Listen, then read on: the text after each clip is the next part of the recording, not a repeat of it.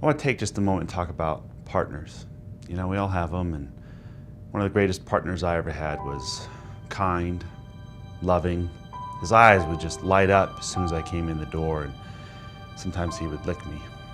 Of course, I'm talking about my dog, and I miss him.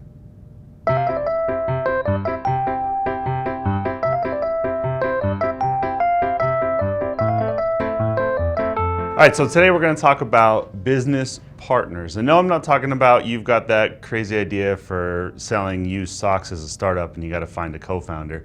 I'm talking about established businesses and they need partners to work with. For example, here at Fishbowl, obviously we make inventory software, but we have a lot of areas that we do not tackle.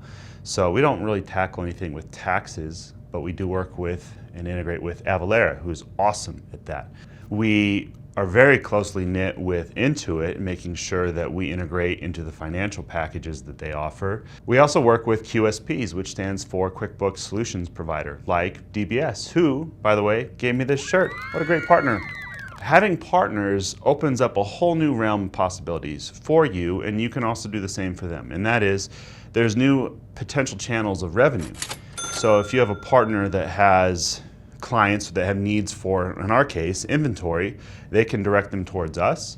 And when we have those customers on our end that need help with whether it's taxes or financial packages or whatever it may be, maybe it's integrating and figuring out the solution of how to set up QuickBooks, we can push that all along to our partners.